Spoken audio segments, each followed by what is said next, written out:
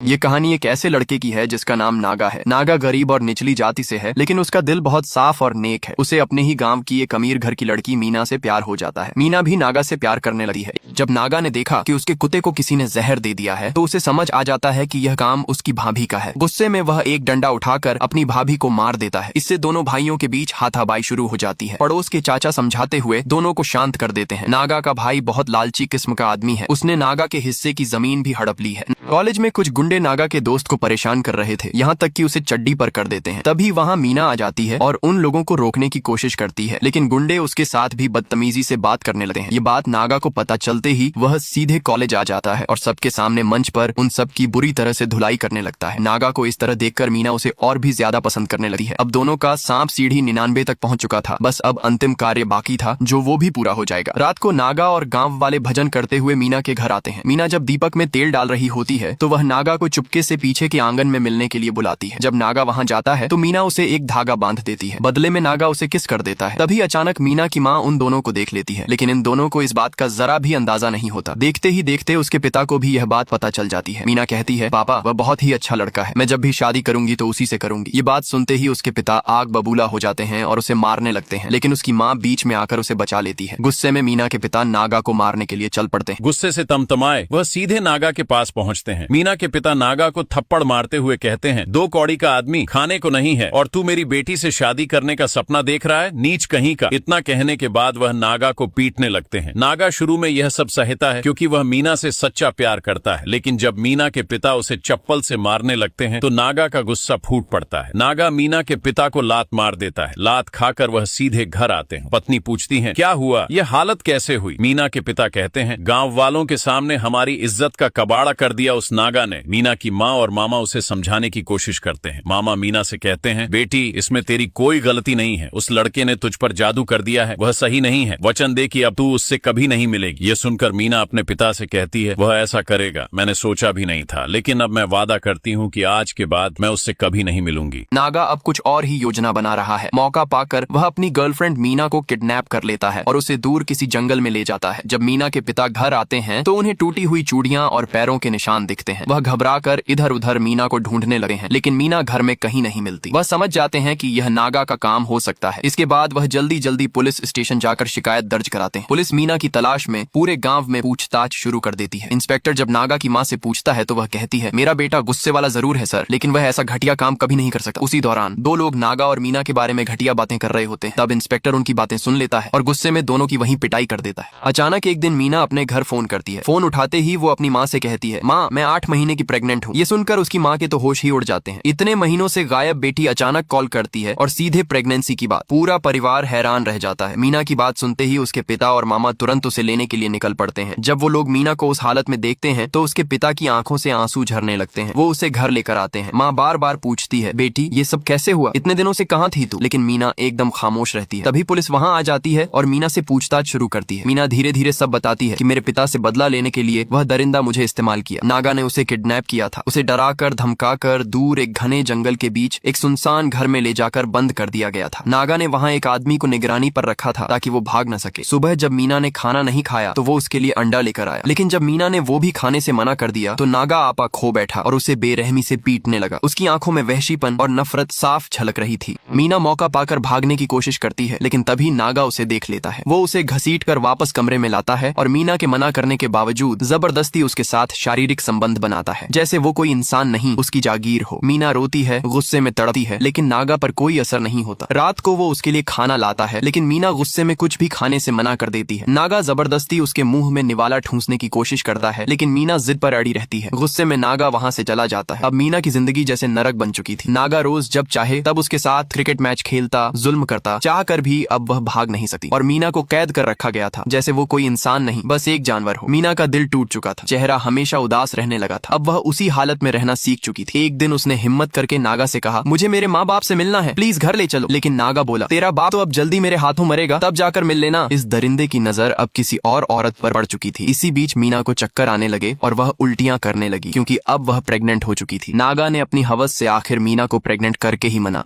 3 महीने बाद मीना नागा को बताती है कि वो प्रेग्नेंट है, लेकिन उसे वहाँ रहना बिल्कुल अच्छा नहीं लग रहा था। इसलिए नागा अपने दोस्त की बीवी मालती को कुछ दिनों के लिए घर बुला लेता है ताकि मीना की मदद हो सके। असल में नागा की नजर पहले से ही मालती पर थी और मीना के प्रेग्नेंट होते ही वो मालती के साथ गलत रिश्ते में रहने लगा। ये सब मीना ने अपनी आंखों से देखा और नागा को रंगे हाथ पकड़ लिया। तब मीना ने कहा, मुझे नहीं पता था कि तुम इतने गिरे हुए इंसान हो, शायद इसी वजह से मेरे पापा तुम्हें पसंद नहीं करते थे। मीना की बातें सुनकर नागा आग बबूला हो गया और उसे मारते हुए बोला कि अपने बाप के घर चली जा, मैं कोई अच्छा इंसान नहीं हूँ और ना ही तुझसे कोई रिश्ता रखना चाहता हूँ। मीना की हालत देखकर पुलिस ऑफिसर को बहुत गुस्सा आया और उसने नागा को पकड़ने की ठान ली। पहले वो नागा की माँ गौरी के पास गए, लेकिन उसे भी कुछ नहीं पता था। उधर मीना की तबीयत बिगड़ने पर उसे हॉस्पिटल ले जाया गया, जहाँ उसने एक बेटे को जन्म दिया। बेटे की खबर सुनकर नागा की माँ गौरी उसे देखने पहुंची, लेकिन गिरधर ने उसे मिलने नहीं दिया और बेइज्जत कर भगा दिया। बेटे के जन्म की खुशी में गौरी नागा को ढूंढने निकल पड़ी। उसे लगा शायद बेटा देखकर नागा बदल जाए।